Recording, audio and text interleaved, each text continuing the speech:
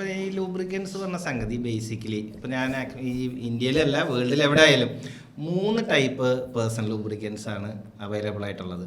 ഒരെണ്ണം എന്ന് പറയുന്നത് എല്ലാവർക്കും അറിയാം ഓയിൽ ബേസ്ഡ് ലൂബ്രിക്കൻസ് ആണ്. ആ ഓയിൽ ബേസ്ഡ് ലൂബ്രിക്കൻസ് എന്ന സംഗതി ഇപ്പോൾ കേരളത്തിൽ അവൈലബിൾ ആയിട്ടുള്ളത് ഈ ആയുർവേദിക് ഫോർമുലേഷൻസ് ആയിട്ട് ബന്ധപ്പെട്ട് എല്ലാം റോങ് ക്ലെയിംസും അതുപോലെ ഈ പറഞ്ഞ തെറ്റായ വാഗ്ദാനങ്ങൾ അങ്ങനെ തന്നെ പറയണം. അതായത് സമയം കൂടുതൽ കിട്ടുന്നോ, ശക്തി കൂടുതൽ കിട്ടുന്നോ അല്ലെ. അപ്പോൾ ഈ ഓയിൽ ബേസ്ഡ് ആയിട്ടുള്ള സംഗതികൾ 100% ഉടായ്പാണ്. അതായത് അതൊരിക്കലും ഒരാൾ മേടിക്കരുത്.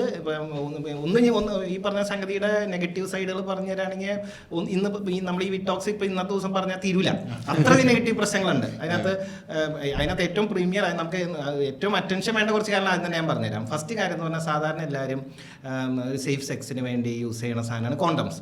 ഈ കോണ്ടം യൂസ് ചെയ്തതിന് ശേഷം അവരെന്ത് ചെയ്യും, ലൂബ്രിക്കൻറ്റിന് വേണ്ടി ഓയിൽ കോണ്ടത്തിൻ്റെ മുകളിൽ കയറി അപ്ലൈ ചെയ്യും. കോണ്ടത്തിൻ്റെ മുകളിൽ ലൂബ്രിക്കൻ്റ് അപ്ലൈ ചെയ്ത് കഴിഞ്ഞാൽ ശരിക്കും പറഞ്ഞാൽ കോണ്ടത്തിൻ്റെ സേഫ്റ്റി അതിൽ തീർന്നു. പിന്നെ STD കണ്ടാമിനേഷൻ വരാം, അല്ലെങ്കിൽ അൺവാണ്ടഡ് പ്രഗ്നൻസി സംഭവിക്കാം. കോണ്ടത്തിൻ്റെ സേഫ്റ്റി ഇല്ല. ഓയിൽ ബേസ്ഡ് ലൂബ്രിക്കൻ്റ് ഒരു കാരണവശാലും ലാറ്റക്സിൽ യൂസ് ചെയ്യാൻ പാടില്ല. ലാറ്റക്സ് യൂസ് ചെയ്ത് കഴിഞ്ഞാൽ പിന്നെ ലാറ്റക്സിൻ്റെ യൂസ് പിന്നെ മീനിങ്ലെസ് ആണ്.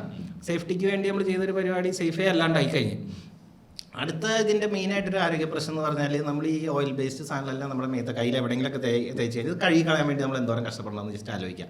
ഇപ്പം നോർമലി ഒരു വെളിച്ചെണ്ണ പോലത്തെ ഒരു സാധനം നമ്മുടെ കയ്യിലായിട്ടുണ്ടെങ്കിൽ അതിൻ്റെ സ്മെല്ല് നമ്മുടെ കയ്യിൽ നിന്ന് പോകണമെങ്കിൽ എത്ര പ്രാവശ്യം സോപ്പിട്ടോ അങ്ങനെ എന്തെങ്കിലും കഴുകിയാലും പോവാം. നമ്മുടെ പ്രൈവറ്റ് പാർട്സിലെല്ലാം ഈ ഓയിൽ ബേസ്ഡ് സംഗതികൾ തേച്ച് കഴിഞ്ഞാൽ കുറേയൊക്കെ നമ്മുടെ ഇൻസൈഡും വജൈനയിലൊക്കെ നമുക്ക് ആയി പോകാനുള്ള സാധ്യതയുണ്ട്. അവിടെയൊക്കെ ആയിക്കഴിഞ്ഞൊരു സാധനം കഴുകി കളയാമെന്ന് പറഞ്ഞ സംഗതി ഒന്നും ഓയിൽ ബേസ്ഡ് സാധനങ്ങളുടെ രീതിയിൽ പ്രാക്ടിക്കലി ഇമ്പോസിബിളാണ്.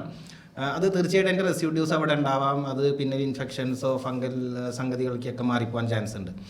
പിന്നെ അടുത്തൊരു സംഭവം എന്ന് പറഞ്ഞാൽ ഈ oil based ayurvedic formulation just ആ ബോട്ടിലും തുറന്നാൽ മതി, ആ വീട് മൊത്തം ഒരു ആയുർവേദ ഹോസ്പിറ്റലിലെ മണായി ജസ്റ്റ് തുറന്നാൽ തന്നെ അതാണ് അവസ്ഥ.